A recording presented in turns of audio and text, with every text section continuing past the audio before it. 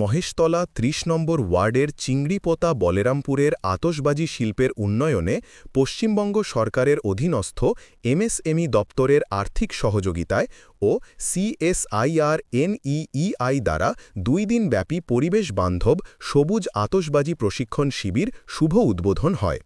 Techno international Batanagar এই শিবিরের শুভ সূচনা করেন। এর মেন উদ্যোক্তা all Bengal Trinamool green fire crackers manufacturing works union general secretary Sukhdeb নস্করের উদ্যোগে এই ২ দিনব্যাপী প্রশিক্ষণ শিবির শুভ উদ্বোধন হয়।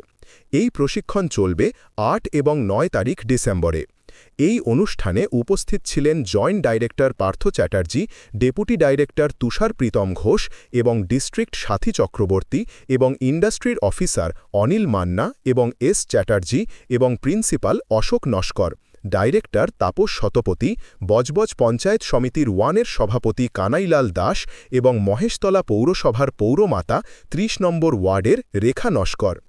এই প্রশিক্ষণ শিবিরে সারা রাজ্য থেকে ১৬০ জন মতো প্রশিক্ষণ নিতে এখানে আসবে এবং পরিবেশ বান্ধব সবুজ আতশবাজি প্রশিক্ষণ শিবিরে সবাইকে সার্টিফিকেট তুলে দেয়া হবে। এর উদ্যোক্তা নিয়েছেন পশ্চিমবঙ্গ সরকার। সুখদেববাবু এবং কাউন্সিলর ম্যাডাম ওনাদের উদ্যোগে আপনারা আজকে একটি বিশেষ কর্মযজ্ঞের জন্য এখানে উপস্থিত হয়েছেন। কোনো অপ্রাসঙ্গিক কারণে হয়তো সেটা ঠিক মতো সংগঠিত করা যাচ্ছে না। আমি এইটুকুই বলতে পারি, এই উদ্যোগে আমার কোনো ভূমিকা নেই। আমি জানি না আমাকে কেন আপনারা সুখদেববাবু বললেন বক্তব্য দেওয়ার। আমার যদি কিছু থাকতো আমি খুব আনন্দ পেতাম। আমি শুধু ওনাদেরকে বলেছি এই ৩০ নম্বর ওয়ার্ডেই কলেজটি আছে, কেন আপনারা এতদিন এই ওয়ার্ডের কাজ এখানে করতে পারেননি? আমি আছি, আপনারা যত রকম প্রোগ্রাম আছে সব প্রোগ্রাম এখানে করবেন। আমার কোনো এক্সট্রা খরচা নেই, শুধু আমার ইনফ্রাস্ট্রাকচার আছে, সবকিছু আছে। এই জায়গা আপনাদের, এটা এই ওয়ার্ডের জায়গা, এই কলেজ আপনাদের কলেজ। এখানে ডিস্ট্রিক্ট থেকে অনেক মানুষ এসছেন, তারা স্বাভাবিকভাবেই বাজি ব্যবসায়ের সঙ্গে জড়িত। ব্যবসা আমাদের করতে হয়, রোজগার আমাদের করতে হয়, কিন্তু রোজগারের সূচনা কিন্তু শিক্ষা থেকেই হয়। আমাদের পরিবার আছে, আমাদের প্রত্যেকের বাড়িতে শিক্ষার অঙ্গন তৈরি করার দরকার। আমি শুধু একটা কথাই বলবো, আপনারা দূর দূরান্ত যেখান থেকে এসে থাকুন, আপনারা যদি পশ্চিমবঙ্গবাসী হয়ে থাকেন, পশ্চিমবঙ্গবাসীর যে কোনো মানুষের জন্য বর্তমানে কিন্তু অর্থ কোনো অন্তরায় নয় পড়াশোনা করার।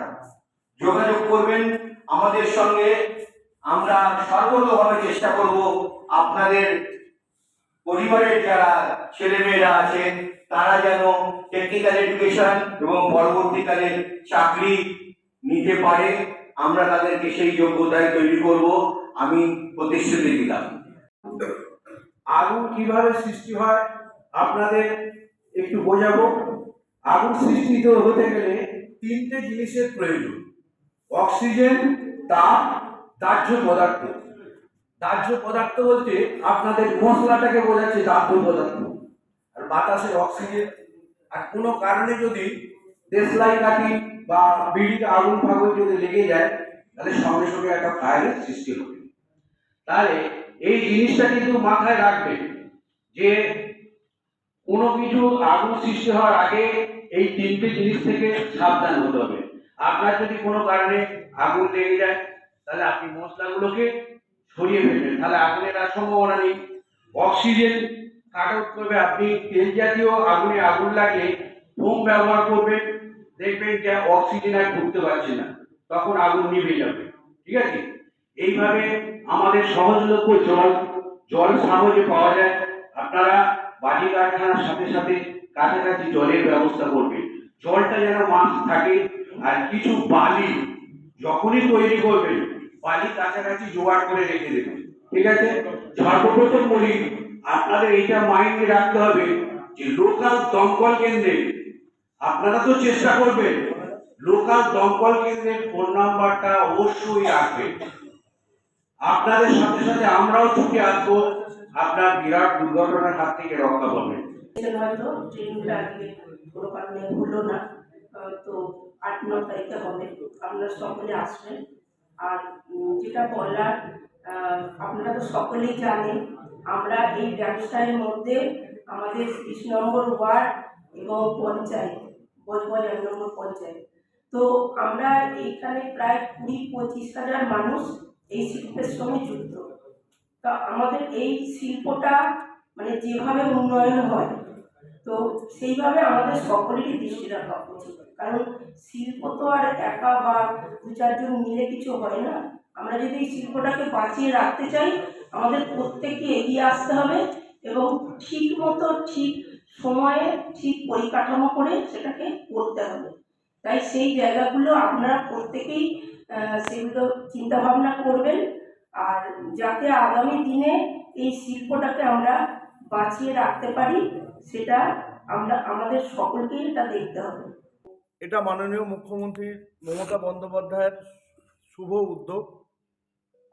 ওনার এই উদ্যোগের মাধ্যমে এলাকার প্রচুর মানুষ, বিশেষ করে মেদিনীপুর, পূর্ব মেদিনীপুর, পশ্চিম মেদিনীপুর, বাঁকুড়া, বর্ধমান, বীরভূম, হাওড়া, হুগলি, বর্ধমান, দক্ষিণ 24 পরগনা, উত্তর 24 পরগনা থেকে মানুষজন এখানে উপস্থিত হয়েছিলেন এবং এরা সবুজ আতশবাজির প্রশিক্ষণে প্রশিক্ষিত হলে আগামী দিনে এই আতশবাজি শিল্প উৎপাদন করে তাদের জীবিকার উপার্জনের মাধ্যম হিসেবে এই আতশবাজি শিল্পকেই তারা আতশবাজি শিল্পের মাধ্যমেই তাদের জীবিকার চলবে। তো এর জন্য মাননীয় মুখ্যমন্ত্রী মমতা বন্দ্যোপাধ্যায়কে আমরা আন্তরিকভাবে ধন্যবাদ জানাই।